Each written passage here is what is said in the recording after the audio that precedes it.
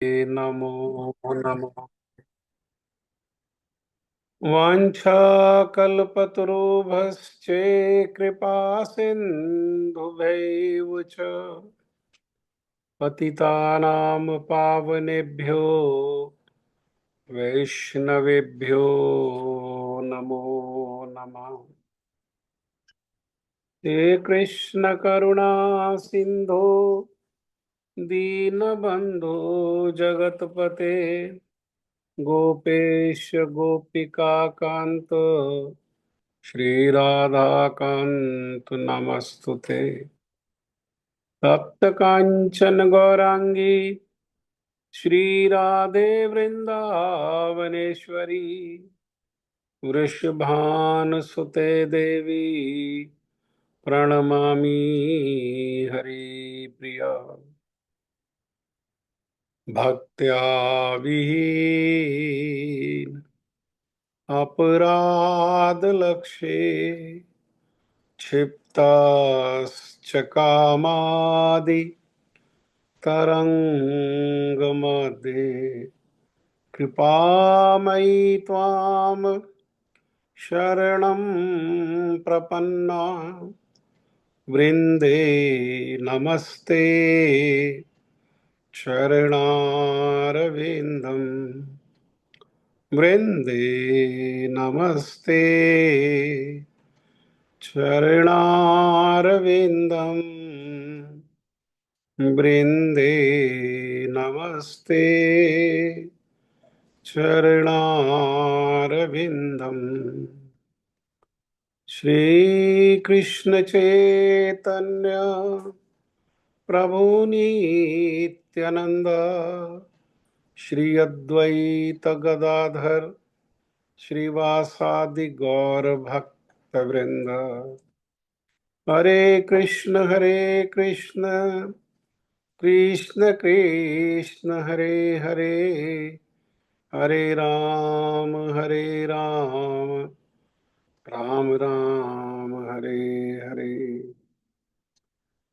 मैं सबसे पहले मेरे गुरुपाद पद्म नित्य लीला प्रविष्ट ओम विष्णुपाद परमहंस परिव्राजकाचार्य अस्तोत्रशत योगाचार्य श्री श्री मद्भक्ति वेदांत शील नारायण गोस्वामी महाराज जी के अभय चरणारविंद में अनंत कोटि दंडवत प्रणाम करते हुए उनकी कृपा याचना करता हूँ।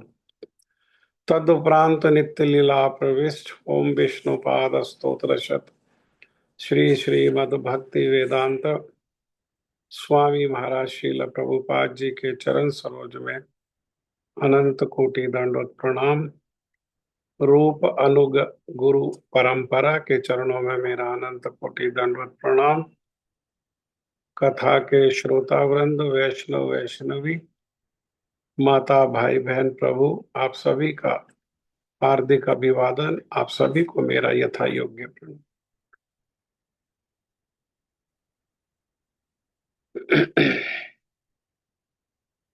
संसार में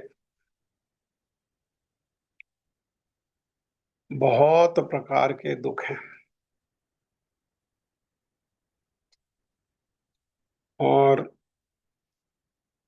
संसार में कोई ऐसा व्यक्ति नहीं जिसके जीवन में दुख ना हो। किसी को शरीर से दुख होता है, रोग होने हो गया, कोई मृत्यु हो गई, बुढ़ापा आ गया, ये सब शरीर के दुख है। बहुत सारे लोगों को मन के कारण दुख होता है और शरीर के दुख से ज्यादा घातक होता है मन का दुख। डिप्रेशन हो जाता है और मन में जो रोग है वो हमारे बॉडी में मैनिफेस्ट होने लगता है ब्लड प्रेशर आदि के माध्यम से। और कई बारी मन के रोग के कारण लोग बाग आत्महत्या तक का कर लेते हैं, ऐसा जघन्य निर्णय भी कर लेते हैं। तो हम लोग बुद्धिमान हैं, और बुद्धिमानी ये है कि हमें जानने का प्रयास करना चाहिए। क्या जानने का प्रयास करना चाहिए? ये जानने का प्रयास करना चाहिए कि हम दुख के लिए कुछ नहीं कर रहे, कोई चेष्टा नहीं कर रहे, कोई प्रयास नहीं कर रहे, कोई योजना नहीं बना रहे, और कोई प्रार्थना भी नहीं कर रहे कि हमारे जीवन में दुख हो, दुख आए। इसके विपरीत है सब। योजना भी, चेष्टा भी, प्रयास भी और प्रार्थना भी सुख के लिए है। लेकिन इतना सब होने पर भी जीवन में जो अनुभव है वो उसके विपरीत हो रहा है। सुख नहीं हो रहा है, दुख हो रहा है, कलेश हो रहा है। टालते टालते भी दुख आ जाता है जीवन में, किसी न किसी रूप में, किसी के जीवन में किसी रूप में, किसी के जीवन में किसी रूप में। और हम लोग क्या करते हैं? हम लोग जो दुख है, कलेश है, तो उसके सिम्टम को हम लोग ठीक करने का प्रयास करते हैं। उसके कारण को ना जानने की कोशिश करते हैं और ना उसको ठीक करने का प्रयास करते हैं। भगवान श्री कृष्ण ने यही बात समझाने के लिए कि हमारे जीवन में ये सब अज्ञानता के कारण है, और उस अज्ञानता का कारण है हमारी आइडेंटिटी। हम अपनी आइडेंटिटी को हम जानते नहीं कि हम कौन हैं। और जैसा जहां स्थान होता है, जैसी आयु होती है, जैसी परिस्थिति होती है, उसके अनुसार अपनी आइडेंटिटी में परिवर्तन करते रहते हैं। हम्म। क्योंकि हम अपनी पहचान शरीर से करते हैं। भगवान ने इस अज्ञान को दूर करने के लिए कि हम कौन हैं, हमारा जो ये दिखाई देती है, ये तीन चीजों से मिलकर के बना है। एक को कहा स्थूल शरीर, जो पांच चीजों से मिलकर के बना है, जो हमको दिखाई देता है, हाथ, पैर, नाक, कान, सिर, पेट आदि के रूप में दिखाई देता है। ये पांच चीजों से मिलकर के बना है: पृथ्वी, अग्नि, जल, वायु और आकाश। इससे जो श्रेष्ठ है वो इसके अंदर है सूक्ष्म शरीर। सूक्ष्म शरीर जो है वो प्रधान रूप में मन और साथ में बुद्धि, अहंकार, चित्त, इनको मिला करके बना है। लेकिन इन सब में कोई एक्टिविटी नहीं है। हम्म। एक्टिविटी किसके कारण है? वो शरीर में कहीं भी कोई एनर्जी है तो वो एनर्जी किसके कारण है? वो है आत्मा। हम्म।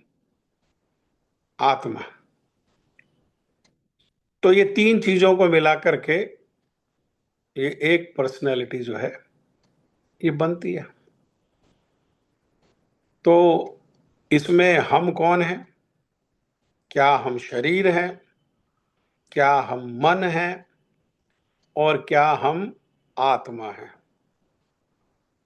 तो भगवान इसी विषय को समझाने के लिए सबसे पहले उन्होंने दूसरे अध्याय में प्रारंभ किया। और इस शरीर के बारे में बताया, इस शरीर के बारे में बताया, देहिनो अस्मिन यथा देहे कौमारम यौवनम जरा तथा देहांतर प्राप्तिर धीरस्तत न मुह्यति। देखो, ये जो शरीर है ये विकारी है। विकारी कहने का अर्थ है कि परिवर्तनशील है, इसमें परिवर्तन होता है। तो क्या क्या परिवर्तन होता है? पहला परिवर्तन है, ये शरीर जन्म लेता है। दूसरा परिवर्तन है, ये बढ़ता है। तीसरा परिवर्तन है, एक स्थिति में आकर के ये बढ़ना बंद कर देता है। चौथा परिवर्तन है, जैसा शरीर है वैसे ही शरीर को ये जन्म देता है। और पांचवा परिवर्तन है कि ये शरीर धीरे धीरे धीरे धीरे धीरे, हाँ, प्रकृति से लड़ते लड़ते, प्रकृति, सर्दी, गर्मी, बारिश, पॉल्यूशन, रोग, ये सबसे लड़ते लड़ते क्या होता है? थकने लगता है, कमजोर होने लगता है, अर्थात वृद्धावस्था, बुढ़ापा। और फिर एक दिन इतना कमजोर हो जाता है कि ये गिर जाता है, और उसको कहते हैं मृत्यु। ये 6 परिवर्तन इस शरीर में होते हैं। अर्थात ये शरीर कैसा है? ये शरीर परिवर्तनशील है। इसीलिए भगवान कह रहे हैं, देहिनो अस्मिन यथा देहे कौमारम, बचपन, यौवनम, युवावस्था, जरा, वृद्धावस्था। और वृद्धावस्था के बाद भगवान ने मृत्यु नहीं कहा, भगवान ने कहा देहांतरण। हाँ, जैसे स्थानांतरण, एक स्थान से दूसरे स्थान पर ले जाना, ये हो गया स्थानांतरण। रूपांतरण, जैसे रेत है, यमुना के किनारे पड़ा हुआ है, रेत है, और उस रेत को लाकर के सीमेंट बदरपुर उसमें मिला करके उसको प्लास्टर कर दिया, तो अब वो रेत नहीं रहा। हाँ, अब उसका क्या हुआ? रूपांतरण हो गया। परंतु रेत उसमें है। रेत का रूप नहीं रहा, रूप में परिवर्तन हो गया, लेकिन रेत उसमें है। स्थानांतरण में एक स्थान से दूसरे स्थान पर ले गए, लेकिन व्यक्ति वही है। इसी प्रकार से देहांतरण, देहांतरण मतलब एक देह से दूसरे देह में ले गए। साधारण व्यक्ति क्या होता है? साधारण व्यक्ति इस परिवर्तन से मोहित हो जाता है, और मोहित होकर के सत्य बात रोने लगता है, और रो करके सत्य बात बोलता है। सत्य बात क्या बोलता है? मान लो किसी के पिताजी का शरीर छूटा, तो रो करके बोलता है पिताजी चले गए, पिताजी चले गए, पिताजी चले गए। तो पिताजी कहाँ चले गए? अरे, जितना शरीर है, नाक, कान, हाथ, पैर, पेट, जिससे हमने संबंध रखा, जिसको हमने पहचाना, वो तो वहीं पर पड़ा हुआ है। तो पिताजी कहाँ चले गए? तो वो कौन वस्तु है जो चली गई? जो पिताजी है, जो वास्तव में आइडेंटिटी है। हम स्वीकार करते हैं उस समय कि ये शरीर जो है हमारी वास्तविक आइडेंटिटी नहीं है। हमारी आइडेंटिटी वो है जो चला गया, जो पड़ा है वो हमारी आइडेंटिटी नहीं है। हम वो नहीं है जो पड़े हैं। हम कौन है? हम वो हैं जो चले गए। हाँ, पिताजी कौन है? जो पड़े हैं वो पिताजी नहीं है। अगर पिताजी है तो कोई रोने की बात ही नहीं है, निराश होने की कोई बात ही नहीं है, पिताजी तो है। परंतु क्यों रो रहे हैं? क्योंकि पिताजी चले गए। तो क्या चला गया? किससे हमारा रिलेशन था? हाँ, जिसको हमने कभी देखा ही नहीं, जिसको कभी हम मिले ही नहीं। जो चला गया, क्या उसको हमने आते हुए देखा? क्या उसको हमने जाते हुए देखा? नहीं। वो क्या है? वो है आत्मा। ये हमारी परमानेंट आइडेंटिटी है कि हम, ये शरीर नहीं है, ये शरीर हमारा है, हम इस शरीर के स्वामी हैं। मैं ये शरीर नहीं हूं, मैं इस शरीर का स्वामी हूं। और इस बात को हम हर रोज के व्यवहार में कहते भी हैं।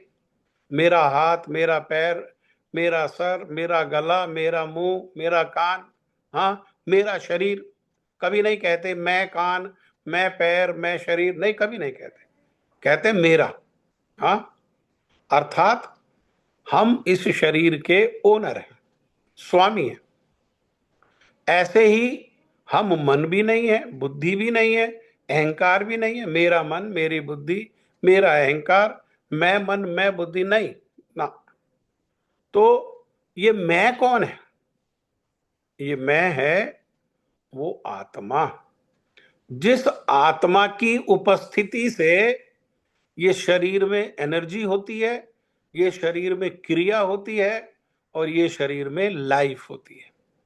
जिस आत्मा की अनुपस्थिति से ये शरीर तो रहता है, ना इस शरीर में एनर्जी होती है, ना इस शरीर में लाइफ होती है, और ना इस शरीर में कोई एक्टिविटी होती है।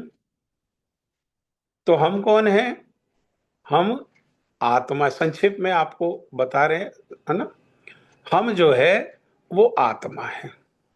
तो आत्मा कौन है? आत्मा भी तो कहीं से आया होगा ना। आत्मा कहां से प्राप्त हुआ? जैसे शरीर प्राप्त हुआ जल से, अग्नि से, पृथ्वी से, वायु से, आकाश से, ऐसे ही आत्मा कहां से प्राप्त हुआ? तो भगवान कह रहे हैं आत्मा के लिए, ममे वंशो जीवलोके जीवभूत सनातन। ये आत्मा मेरा अंश है। जैसा हम कल चर्चा कर रहे थे, आत्मा और परमात्मा, उदाहरण से भी समझा था हमने कल, अध्यापक और प्राध्यापक। तो आत्मा जो है वो किसका अंश है? वो भगवान कह रहे मेरा अंश है। और भगवान का स्वरूप कैसा है? भगवान का स्वरूप है सत, चित, आनंद। सत का अर्थ है सनातन, हमेशा रहने वाला। तो ये आत्मा उनका अंश होने के कारण आत्मा भी कैसा है? हमेशा रहने वाला। आत्मा का ना जन्म है, ना कोई आत्मा में परिवर्तन है, और ना आत्मा की कोई मृत्यु है। भगवान श्री कृष्ण ही ये यहां पर इस बात को कह रहे हैं। हाँ, कह रहे हैं, ना त्वेवाहम जातु नासम, ना त्वम नेमे जनाधिपा, ना चैव ना भविष्याम, सर्वे व्यमता परम। ऐसा कभी नहीं हुआ कि मैं ना रहूं या तुम ना रहो, अथवा ये समस्त राजा ना रहे। हाँ, और ना ऐसा ही भविष्य में होगा। अर्थात भगवान हमेशा थे, भगवान हैं, और भगवान रहेंगे। हाँ, ऐसे ही हम भी भगवान का अंश है, अर्जुन भी भगवान का अंश है, और वो सेना जो वहां पर उपस्थित है वो भी भगवान का अंश है, आत्मा। तो वो क्या है? वो भी हमेशा थे, हमेशा हैं, और हमेशा रहेंगे। हाँ, इसका अर्थ है कि भगवान जो है वो सत्य है, सत्य का अर्थ है सनातन है, थे, हैं, होंगे। ऐसे ही हम उनका अंश होने के कारण हम भी कैसे हैं, हमारा भी गुण है, हम भी सनातन है, हम भी थे, हैं और हमेशा रहेंगे। हाँ, हमेशा से थे और हैं अभी भी और आगे भी रहेंगे। और दूसरी बात कहा चित, चित बने ज्ञान। तो ज्ञान जो है वो भगवान कैसे हैं, भगवान वे पूर्ण है और हम उन भगवान के अंश हैं। अंश हैं हम उन भगवान के, इसलिए भगवान में पूर्ण ज्ञान है और हम में अंश ज्ञान है, आंशिक ज्ञान है। हाँ, अंश होने के कारण आंशिक ज्ञान है। और ये ज्ञान केवल मनुष्य शरीर में ही नहीं है, जितने भी प्रकार के शरीर हैं, पशु है, पक्षी है, जलचर है, थलचर है, नभचर है, जितने भी प्रकार के शरीर हैं, 84 लाख योनियां, हाँ, उन सारे शरीरों में ये ज्ञान है। क्या ज्ञान है? निद्रा, आहार, भय और मैथुन। अर्थात सोना, आहार मने खाना, अपनी रक्षा करना। जैसे हमने स्वेटर पहना हुआ है सर्दी से रक्षा करने के लिए, पंखा, एसी, कूलर चलाते हैं गर्मी से रक्षा करने के लिए। अपनी रक्षा करना, भय और मैथुन और स्त्री पुरुष का संग। हाँ, तो ये जो 4 चीजें हैं ये ज्ञान है, सबको इसी का ज्ञान है। पक्षी को भी ये ज्ञान है कैसे खाना है, कैसे रहना है, कैसे स्त्री पुरुष संग करना है, कैसे अपनी रक्षा करनी है। वे भी घोंसला बनाते हैं, वे भी पानी में स्नान करते हैं गर्मी से बचने के लिए।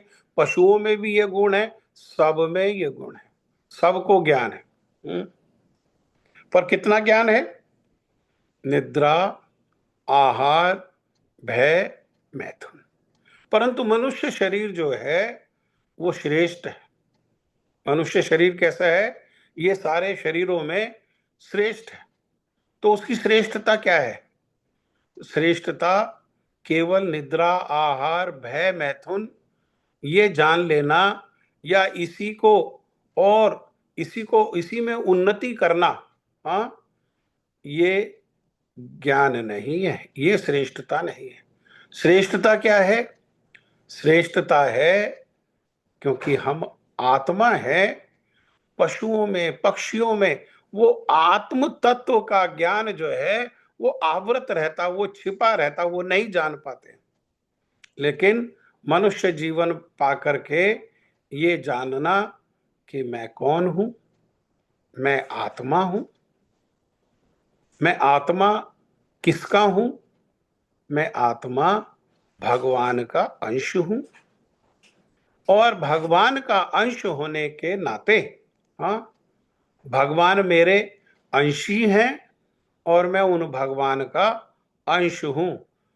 तो ये संबंध है हमारे बीच में, भगवान के और हमारे बीच में ये संबंध है।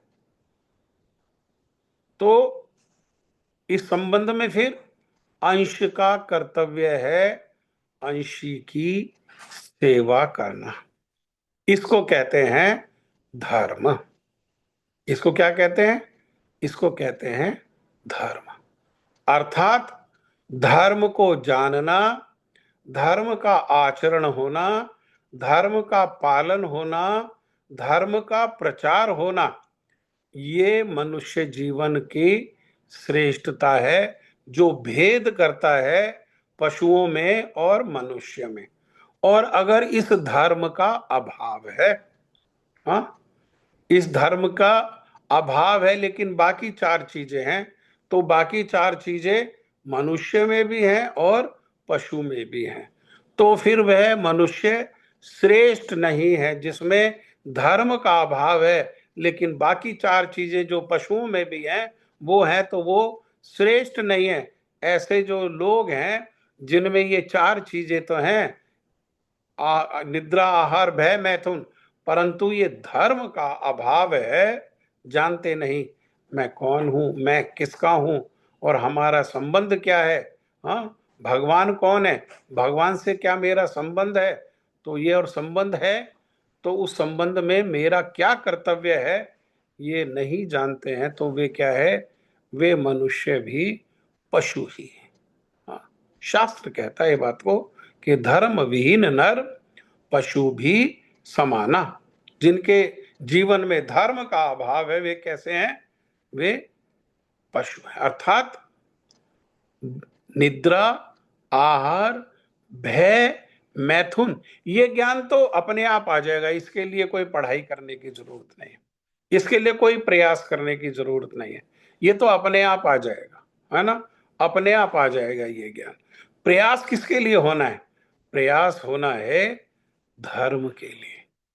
तो ये मनुष्य जीवन किस लिए मिला है, ये मनुष्य जीवन यही सब बातों को जानने के लिए मिला है। इसीलिए वेदांत सूत्र में बताया, अथातो ब्रह्म जिज्ञासा, मनुष्य जीवन मिला है जिज्ञासा करने के लिए।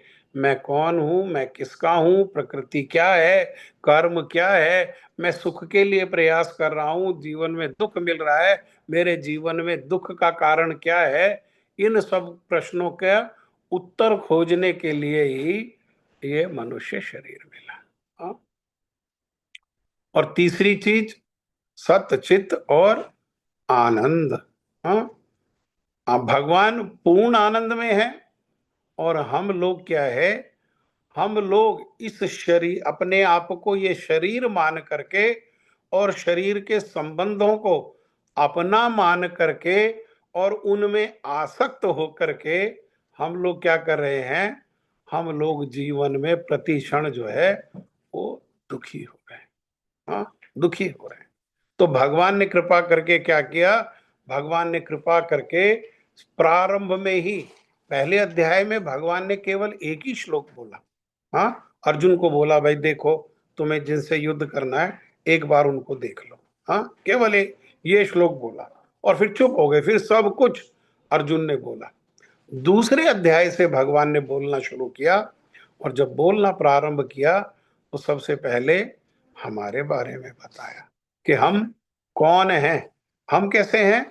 जैसा वो मूंगफली होती है ना, तो मूंगफली में ऊपर से एक मोटा छिलका है, फिर मूंगफली अंदर से निकलती है, फिर उसमें एक लाल कलर का एक और छिलका निकलता है, उसके अंदर जो है वो मूंगफली है।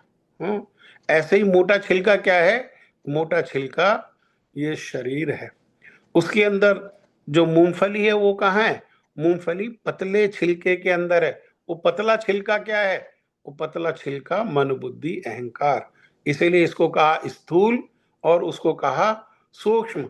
और उसके अंदर मूंगफली के जैसे ये आत्मा है, अर्थात उसके अंदर जो है हम है। हाँ, हम है।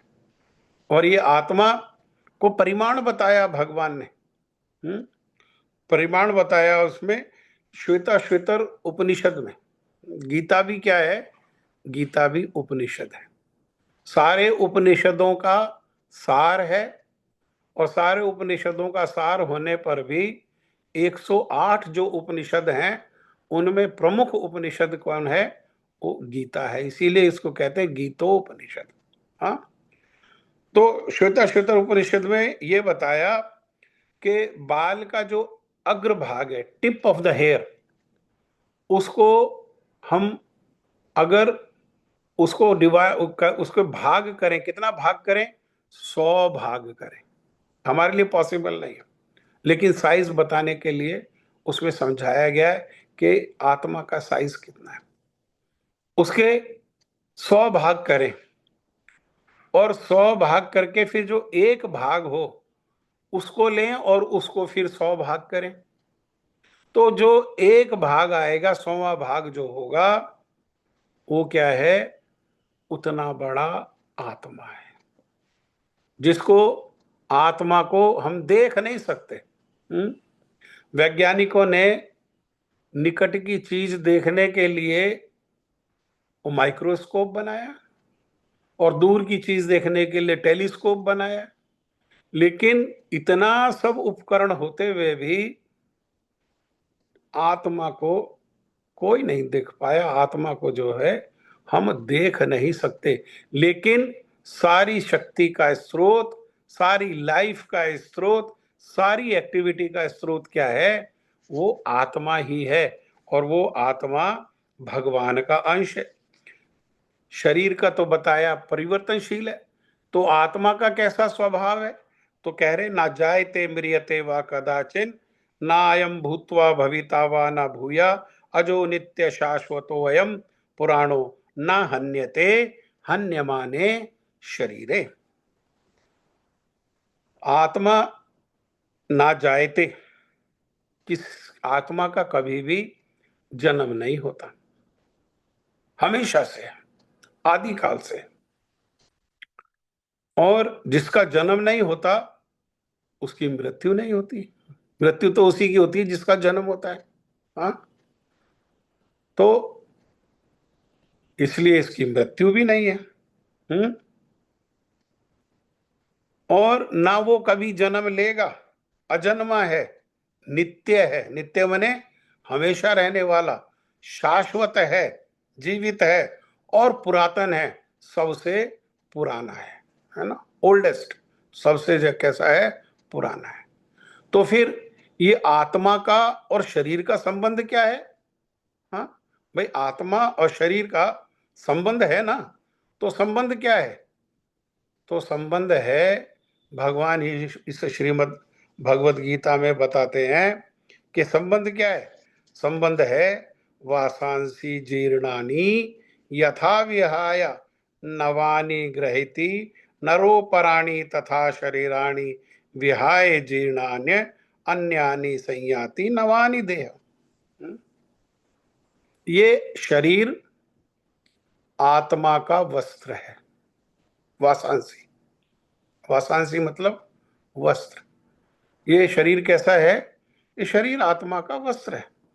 आत्मा ने इस वस्त्र को पहना हुआ है। जैसे हम कपड़े पहनते हैं, ऐसे ही ये शरीर क्या है? ये आत्मा का कपड़ा है। और जैसे हम, कपड़ा पुराना हो जाता है, फट जाता है, कमजोर हो जाता है, हाँ, उसमें शाइन खत्म हो जाती है, तो क्या करते हैं? उसको हटा करके और दूसरा नया कपड़ा पहन लेते हैं। ऐसे ही जो आत्मा है वो भी क्या करती है?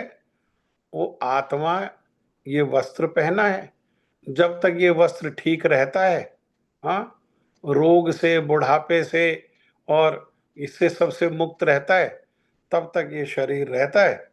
और फिर जब ये शरीर रहने योग्य नहीं हो जाता, रह जाता है ना, जैसे मान लो शरीर स्वस्थ है, युवक है, परंतु एक्सीडेंट हो गया, और एक्सीडेंट में शरीर इतना खराब हो गया कि अब वो रहने के योग्य नहीं है ना।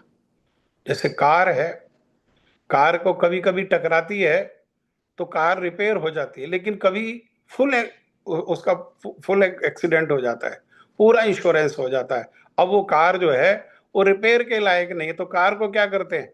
उस कार को छोड़ करके दूसरी कार बदल लेते हैं। ऐसे ही ये शरीर जब रहने के योग्य नहीं होता, तो आत्मा क्या करता है? आत्मा भी इस शरीर को छोड़ करके दूसरा शरीर ग्रहण कर लेता है। हाँ, जिसको कहा देहांतरण, देह में अंतरण। एक देह को छोड़ करके वो दूसरे देह को पकड़ लेता है। और आत्मा कैसा है? आत्मा और शरीर में और भी भेद बताया। देखो, शरीर को आग जला सकती है, शस्त्र जो है शरीर को वो काट सकता है, पानी शरीर को गीला कर सकता है, हवा इस शरीर को सुखा सकती है। लेकिन आत्मा, भगवान बता रहे, नैनम छिंदंती शस्त्राणी नैनम दहति पावका न चाहे नम कलेदयंते आपो नाशोषति मारुता नैनम छिन्दन्ति शस्त्राणि। इस आत्मा को किसी भी शस्त्र से काटा नहीं जा सकता। भगवान का अंश है, नित्य है, शाश्वत है। इसलिए शस्त्र कहाँ का है? शस्त्र संसार का है, इस जड़ बुद्धि से बनाया हुआ है। इस जो अधूरा जो शरीर है, हाँ, जो सीमित शरीर है, जो सीमित बुद्धि है, उससे बनाया हुआ है। लेकिन आत्मा कैसा है? आत्मा दिव्य है। आत्मा संसार की वस्तु नहीं है। शस्त्र जो है वो संसार की वस्तु है, अग्नि संसार की वस्तु है, पानी संसार की वस्तु है, हवा संसार की वस्तु है। इसीलिए आत्मा पर इन सब का कोई प्रभाव नहीं होता। आत्मा को शस्त्र काट नहीं सकता, हाँ, आत्मा को अग्नि जो है वो जला नहीं सकती है, आत्मा को पानी गीला नहीं कर सकता है, और आत्मा को हवा जो है वो सुखा नहीं सकती है। ये सब शरीर में और आत्मा में ये जो है भगवान भेद बता रहे हैं। और आत्मा कैसा है? आत्मा को भगवान कह रहे हैं अव्यक्त है, हम देख नहीं पाते। शरीर व्यक्त है, अकल्पनीय है, हमारी कल्पना के परे, हम कल्पना नहीं कर सकते, हाँ, और अपरिवर्तनीय है, और उसमें ये परिवर्तन भी नहीं है। इसीलिए क्या करो? अर्जुन से कह रहे हैं शरीर के लिए तुम शोक मत करो, दुखी मत हो, ये मर जाएंगे, वो मर जाएंगे, ये मर जाए, हाँ, क्यों? क्योंकि शरीर में जैसे जन्म जो है वो निश्चित है, और जब जन्म हुआ है तो मृत्यु भी कैसे है? उस शरीर की मृत्यु भी निश्चित है। जातस्य ही ध्रुवो मृत्यु ध्रुवम जन्म मृतस्य च। हाँ, शरीर में जैसे जन्म ध्रुव है, जन्म अटल है, जन्म होगा ही होगा, और जिसका जन्म होगा उसकी मृत्यु भी कैसी है? उसकी मृत्यु भी जो है वो अटल है, मृत्यु होगी ही होगी। जितना जन्म अटल है उतना ही मृत्यु अटल है, जितना जन्म सत्य है उतना ही मृत्यु सत्य है। किसकी? शरीर की, शरीर की, आत्मा की नहीं, हाँ, शरीर की जो है। और फिर मृत्यु होने के बाद चिंता वाली बात नहीं, मृत्यु होने के बाद क्या होगा? फिर और शरीर मिल जाएगा। हाँ, तो ये जो लोग जो अधर्म के पक्ष में हैं, एक इनसे क्या करो? इनसे तुम युद्ध करो। क्यों? क्योंकि ये शरीर को लेकर के, और मनुष्य शरीर को लेकर के, मनुष्य शरीर का एक ही कर्तव्य है, धर्म का पालन करना, धर्म की रक्षा करना, और धर्म की स्थापना करना। धर्म की स्थापना के लिए, धर्म की रक्षा के लिए, धर्म का पालन के लिए तुम्हारा क्या कर्तव्य है? तुम्हारा कर्तव्य है कि जो अधर्म के पक्ष में है उनका विनाश, तुम्हारा ये कर्तव्य है। और फिर कर्मण्यवाधिकारस्ते मां फलेषु कदाचन। अरे तुमने तो कर्म करना है, तुम्हारे अधिकार क्षेत्र में क्या, इसको कल चर्चा करेंगे, अभी जब का समय हो गया। तुम्हारे अधिकार क्षेत्र में तो कर्म है केवल, उसका फल जो है वो तुम्हारे अधिकार क्षेत्र में नहीं है। युद्ध करना क्षत्रिय का कर्तव्य है, तो ये तुम्हारा कर्म है, तो तुम केवल क्या कर सकते हो? युद्ध कर सकते हो। अब शत्रु पक्ष के लोग मारे जाएंगे, तुम मारे जाओगे, ये तुम्हारे अधिकार में नहीं है। लेकिन एक बात जान लो कि अगर तुम युद्ध करते हुए मारे भी जाते हो, तो क्षत्रिय होकर के अपना कर्तव्य पालन करते हुए तुम मारे जाते हो तो स्वर्ग को प्राप्त करोगे।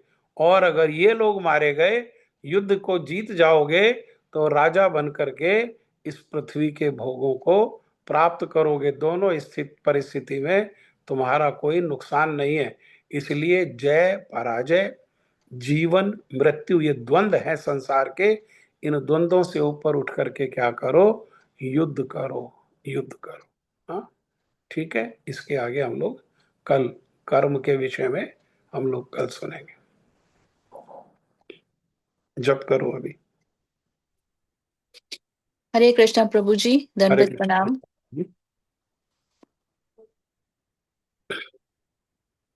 ओम अज्ञानतिमिरान्धस्य ज्ञानाञ्जनशलाकया चक्षुरुन्मीलितं येन तस्मै श्रीगुर्वे नमः। नमः ॐ विष्णुपादाय कृष्णपृष्ठाय भूतले श्रीमते भक्तिवेदान्त स्वामिनिति नामिने। नमः ॐ विष्णुपादाय राधिकाय प्रियात्मने श्रीमद्भक्तिवेदान्त नारायण गोस्वामी इति नामिने। श्री कृष्ण चैतन्य प्रभु नित्यानंद श्री अद्वैत गदाधर श्रीवासादि गौर भक्त वृंद। हरे कृष्णा कृष्ण कृष्णा हरे हरे, हरे राम राम राम हरे हरे। हरे कृष्ण कृष्ण कृष्ण हरे हरे, हरे राम राम राम हरे हरे। हरे कृष्ण कृष्ण कृष्ण हरे हरे, हरे राम राम राम हरे हरे। हरे कृष्ण कृष्ण कृष्ण हरे हरे, हरे राम राम राम हरे हरे। हरे कृष्ण कृष्ण कृष्ण हरे हरे, हरे राम राम राम हरे हरे। हरे कृष्ण कृष्ण कोई प्रश्न या कोई और कोई टीका करना चाहते हैं? कहना चाहते हैं?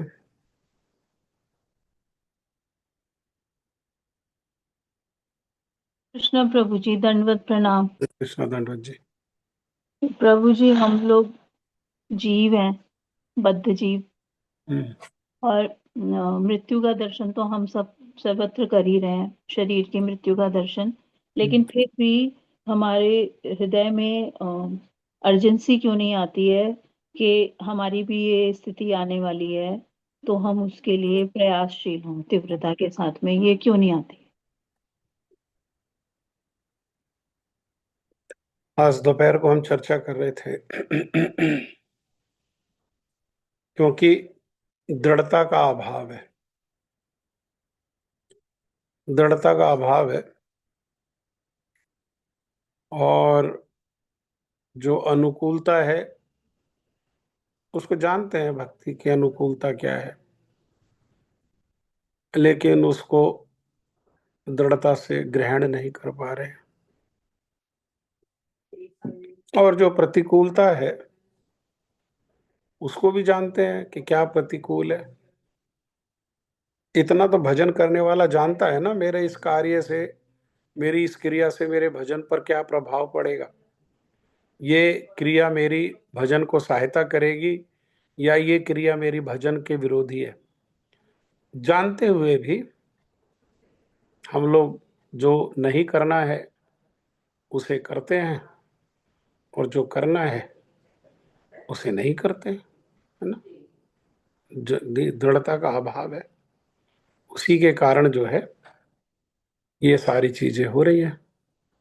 तो फिर अब उपाय क्या है? उपाय ये है, जो दृढ़ व्रत होकर के भगवान का भजन कर रहे हैं उनका संग करना। शरीर से तो हमेशा साथ नहीं रह सकते, तो क्या करना? जो उनके विसंग करने का अर्थ क्या है? जो उनके विचार है, जो उनका भक्ति का उपाय है, उनका संग करना, ये वास्तव में संग करना है। जिन्होंने दृढ़व्रत होकर के भजन किया, उनके जो विचार है, उन्होंने क्या उपाय किए, उन सब का संग करना, उनको बार बार दोहराना, और उनको संग करने का अर्थ है अपने जीवन में आचरण में लाना। यही एक उपाय है, और कोई दूसरा उपाय नहीं है। और वही एक अभाव है, दूसरा कोई अभाव नहीं है। अच्छा, एक बात बताओ, हम लोग जानते हैं नहीं जानते हैं कि भगवान को भोग लगाए बिना जो खाते हैं वो पाप है? ये बात जानते हैं ना हम सब? हम सब ये बात जानते हैं ना कि विषयी व्यक्ति मतलब जो भगवान को भूल करके अपने इंद्रिय भोग में लगे हैं, हाँ, इंद्रियों के विषयों में जो लगे हैं वो विषयी व्यक्ति हैं। क्या हम विषयी व्यक्ति का अन्न नहीं खाते हैं? क्या हम भगवान को भोग नहीं लगाया हुआ है उसको नहीं खाते हैं? भाग भाग करके जाते हैं शादियों में, और शादियों में जाकर के किसने बनाया है, कैसे बनाया है, किस प्रकार के धन से, कमाई से वो बना हुआ है, उसको खा जाते हैं गप गप गप गप करके। तो भक्ति में अनुकूल प्रभाव आएगा या प्रतिकूल प्रभाव आएगा? यहाँ वहां जहां तहां, जहां देखा जैसे देखा, बस यहाँ। और देखो, भक्त लोग बुलाएं तो उनके यहाँ नहीं जाते। अभी मैं अपना ही उदाहरण देता हूं। हमारे माता जी का अभी 13वीं थी, तो भक्तों ने बनाया, भगवान को भोग लगा, और जो समय था वो, जो एक भक्त शरीर छोड़ करके गए, उनके श्रद्धांजलि का समय था। लेकिन अनेकों लोग हैं जो आए ही नहीं, उस समय खाया ही नहीं। और शादियों में जा जा करके, जहां ना भक्तों ने बनाया है, ना जहाँ भगवान को भोग लगा है, ना भक्ति के उद्देश्य से, भक्तों के उद्देश्य से उत्सव हो रहा है, प्याज लहसुन भी मिला हुआ है तो भी उसमें से छांट छांट के खा लेंगे, दही बल्ला खा लेंगे, गुलाब जामुन खा लेंगे, चावल खा लेंगे, लेकिन खाएंगे जरूर, जाएंगे जरूर। तो कैसे मंगल हो? कैसे मंगल हो? तो उपाय यही है कि साधु का संग ही उपाय है। और साधु संग का अर्थ ये नहीं है कि शरीर से निकट रहना। शरीर से निकट रहने पर तो हमारे अपने इतने अनर्थ हैं, हमारे अपने इतने दोष हैं कि हम लोग साधुओं में भी दोष दर्शन करने लगते हैं।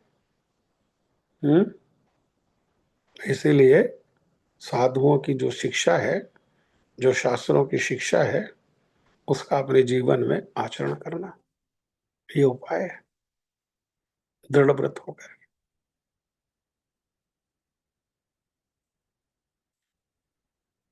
और कोई प्रश्न है? शशि दीदी? हाँ जी प्रभु जी। कुछ ठीक कहा मैंने कुछ? है? प्रभु जी आप गलत थोड़े ना बोलेंगे, आपसे पूछने के लिए ही तो बोला, पूछा था। मेरी बात से नाराज ना हो जाए कोई सुनने वाला। नहीं प्रभु जी, नाराज क्यों होंगे? ठीक है, उत्तर मिला। अच्छा प्रभु जी, एक बात और अभी मतलब जिज्ञासा हुई मुझे, आप जैसे बोला अभी आपने, अब जैसे आजकल ऐसी व्यवस्था तो नहीं है कि सब जगह जहां पर भी भक्त लोग आयोजन करें वहां पर भक्ति पकाएं और भक्ति परोसें, इस तरह का तो हो नहीं पाता है। कम से कम भगवान को भोग तो लगा होता है। हाँ जी, हाँ जी। तो कम से हाँ, कम भगवान को भोग तो लगा होता है। हाँ भगवान भोग को लगने भोग। पर तो बाकी दोष जो है भगवान को समर्पित करने पर बाकी दोष उसमें से हटा देते हैं भगवान। हम्म। हम्म, अच्छा। हम्म। ठीक है। ओ, लेकिन लेकिन अनुकूल क्या है? अनुकूल यही है कि भक्तों ने भी बनाया हो, भगवान को भोग लगा हो, इस प्रकार से अनुकूलता है। क्योंकि भगवान जो है भक्ति से बनाया हुआ ही पाते हैं। पत्रम हम्म, पुष्पम फलम तोयम यो में हम्म। भक्त्या प्रयच्छति। भक्ति उसमें आवश्यक है, प्रेम उसमें आवश्यक है। मगर आरंभिक अवस्था में तो प्रेम होता नहीं, एक एक एक प्रेम न, रिचुअल टाइप ही होता है। प्रेम प्रेम नहीं होता, लेकिन कुछ तो होता है, कुछ संबंध तो होता है, श्रद्धा तो होती है। हम्म, अध कचरी सही, हम्म, श्रद्धा तो होती है ना, हम्म, कुछ तो हम्म, है ना? हम्म। है? हाँ श्रद्धा जी। तो है। हम्म। तो ये है। और कोई प्रश्न? और भगवान और एक ये है कि जो हम सुनते हैं कि आत्मा है शरीर में, तो ये भी है ना कि आत्मा सिर्फ से नहीं चलेगी, परमात्मा होने के बाद ही शरीर जो है वो कार्यान्वित होता है, ऐसा। परमा को मुंडक उपनिषद में बताया ना कि एक वृक्ष पर दो पक्षी बैठे हुए हैं, हाँ जी, हाँ जी, हाँ जी। तो क्रिया एक पक्षी कर रहा है, हम्म, दूसरा कोई क्रिया नहीं कर रहा। हम्म, तो क्रिया आत्मा है, आत्मा के कारण क्रिया है। हम्म। परमात्मा साक्षी है। परमात्मा साक्षी है, लेकिन बिना परमात्मा परमात्मा के। परमात्मा परमात्मा साक्षी है। परमात्मा का अंश है आत्मा। आत्मा और परमात्मा एक ही साथ रहते हैं। भगवान ऐसा।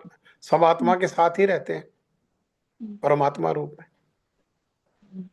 श्रीमद् भागवतम में ऐसा कहीं आता है प्रभु जी के जब ये शरीर की रचना हुई है तो भगवान ने अपने ही स्वरूप में बनाया है, और आत्मा से सिर्फ नहीं चलता, सिर्फ साथ में परमात्मा होने के बाद ही जो जीव है वो क्रिया करता है, ऐसा है। जहां जहां आत्मा है वहां परमात्मा की उपस्थिति है ही।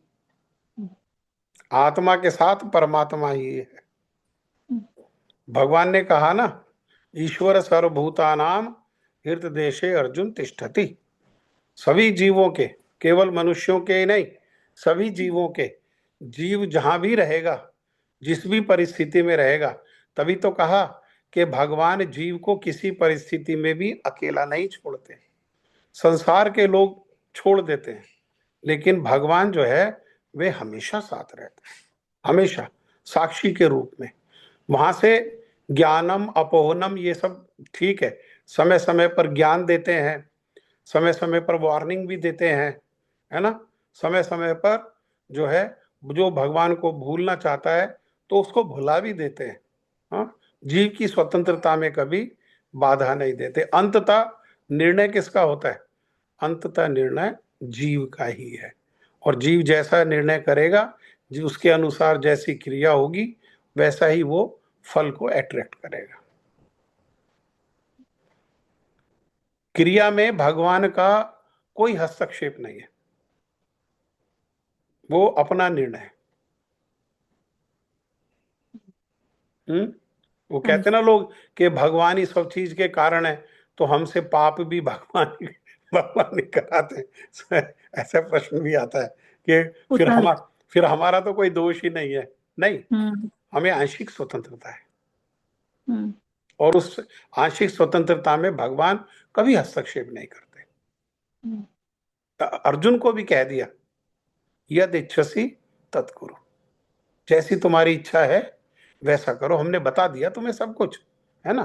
क्या करने से क्या होगा, युद्ध करने से क्या होगा और युद्ध नहीं करने से क्या होगा, सब बता दिया। लेकिन अंत में तुम्हारी इच्छा है, यदि इच्छसी, जैसी तुम्हारी इच्छा है तत्कुरु, वैसा करो। हम्म, भगवान उस आंशिक स्वतंत्रता में कभी भी हस्तक्षेप नहीं करते, हम्म। ट्रेस पास नहीं करते। वो ट्रेस पासिंग होती है ना, हाँ जी। वो ट्रेस पास नहीं करते। तो परमात्मा हमेशा है, लेकिन क्रिया के पीछे जीव है, भगवान साक्षी के रूप में, है ना।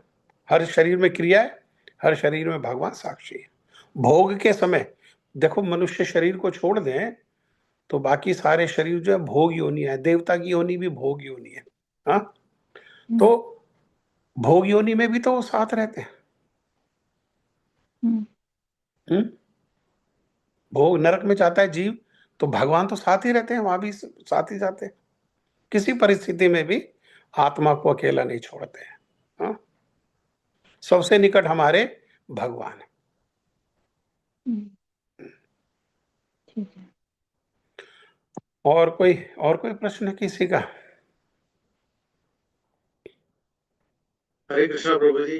हरे कृष्णा जी। प्रभु जी, एक मेरा क्वेश्चन था, दूसरे चैप्टर से है वैसे। हाँ जी, पूछ सकता हूँ? आप पूछिए ना।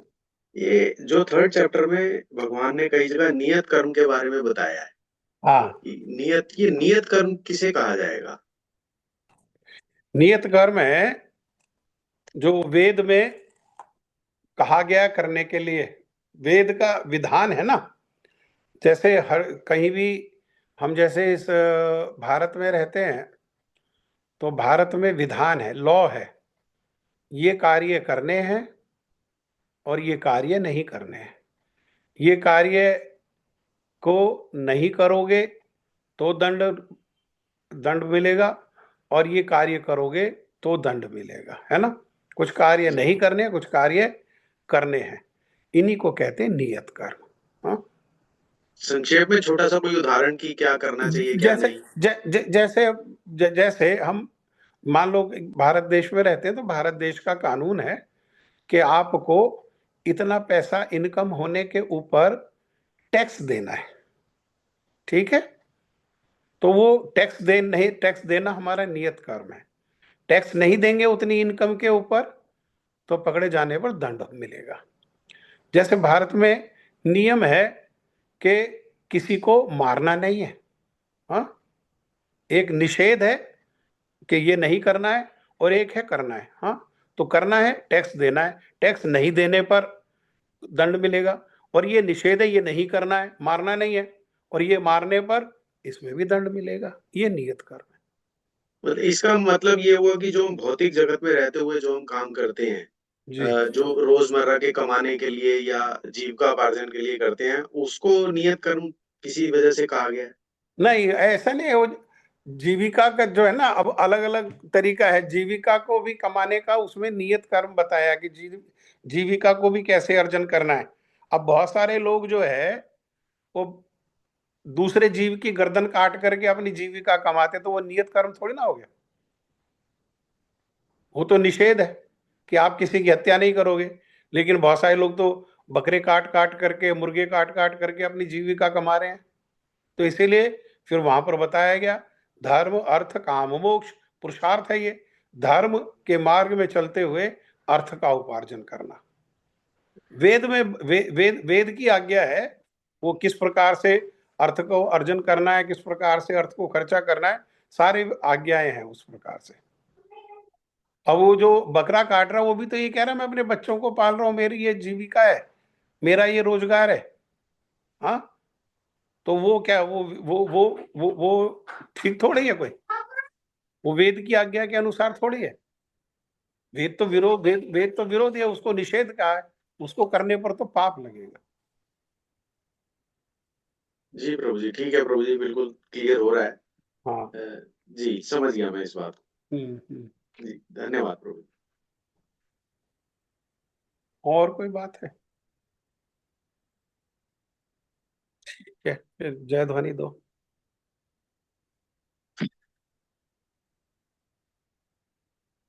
ओम श्री श्री गुरु गौरांग गांधर्विका गिरधारी श्री राधा विनोद बिहारी जी की जय। जय अष्टोत्तर शत श्री श्रीमद भक्ति वेदांत श्रील माधव गोस्वामी महाराज की जय। जय नित्य लीला प्रविष्ट ओम विष्णुपाद अष्टोत्तर शत श्री श्रीमद भक्ति वेदांत श्रील नारायण गोस्वामी महाराज की जय। जय जय नित्य लीला प्रविष्ट ओम विष्णुपाद अष्टोत्तर शत श्री श्रीमद भक्ति वेदांत श्रील केशव गोस्वामी महाराज की जय। जय भक्ति प्रज्ञान, भक्ति प्रज्ञान। भक्ति प्रज्ञान श्रील केशव गोस्वामी महाराज की जय। जय जय नित्य लीला प्रविष्ट ओम विष्णुपाद अष्टोत्तर शत श्री श्रील भक्ति सिद्धांत सरस्वती गोस्वामी प्रभुपाद की जय। जय नित्य लीला प्रविष्ट ओम विष्णुपाद परमहंस बाबा जी श्री श्रील गौर किशोरदास गोस्वामी महाराज की जय। जय नित्य लीला प्रविष्ट ओम विष्णुपाद सच्चिदानंद श्रील भक्ति विनोद ठाकुर की जय। जय जय नित्य लीला प्रविष्ट ओम विष्णुपाद वैष्णव सार्वभौम श्रील जगन्नाथ दास बाबा जी महाराज की जय। जय श्री गौड़ीय वेदांताचार्य श्रील बलदेव विद्याभूषण प्रभु की जय। जय जय श्रील विश्वनाथ चक्रवर्ती ठाकुर की जय। जय जय श्री नरोत्तम श्रीनिवास श्री श्यामानंद प्रभु त्रय की जय। जय जय श्री कृष्णदास कविराज गोस्वामी प्रभु की जय। जय जय श्री रूप सनातन भट्ट रघुनाथ श्री जीव गोपाल भट्ट दास रघुनाथ छठ गोस्वामी प्रभु की जय। जय श्री स्वरूप दामोदर राय रामानंद आदि श्री गौर पार्षद वृंद की जय। जय जय श्री नामाचार्य श्रील हरिदास ठाकुर की जय। प्रेम से कहो श्री कृष्ण चैतन्य प्रभु नित्यानंद श्री अद्वैत गदाधर श्रीवासादि श्री गौर भक्त वृंद की जय। श्री अंतरद्वीप मायापुर सीमांत द्वीप गोद्रुम द्वीप मध्य द्वीप कोल द्वीप ऋतु द्वीप जन्नु द्वीप मोद्रुम द्वीप रुद्रद्वीपात्मक श्री नवदीप धाम की जय। जय श्री राधा कृष्ण गोपी गोवर्धन द्वादश वनात्मक श्री ब्रजमंडल की जय। जय द्वादश उपवन की जय। श्री श्याम कुंड राधा कुंड यमुना गंगा तुलसी भक्ति देवी की जय। श्री जगन्नाथ बलदेव सुभद्रा श्री सुदर्शन जू की जय। भक्ति विघ्न विनाशक श्री नरसिंह भगवान की जय। भक्त प्रवर श्री प्रहलाद महाराज की जय। चारों धाम की जय। चारों संप्रदायों की जय। चारों आचार्यों की जय। आकर मद्रास श्री चैतन्य मठ की जय। श्री गौड़ीय वेदांत समिति की जय। श्री देवानंद गौड़ीय मठ और अन्य शाखा मठ समूह की जय। श्री हरिनाम संकीर्तन की जय। अनंत कोटि वैष्णव वृंद की जय। समागत भक्त वृंद की जय। श्री गौर प्रेमानंदे हरि हरि बोल हरि हरि बोल। पिताई गौर प्रेमानंदे हरि हरि बोल। हरे हरे कृष्णा, राधे राधे, धन्यवाद प्रणाम। हरे कृष्णा, दंडवत प्रणाम प्रभु।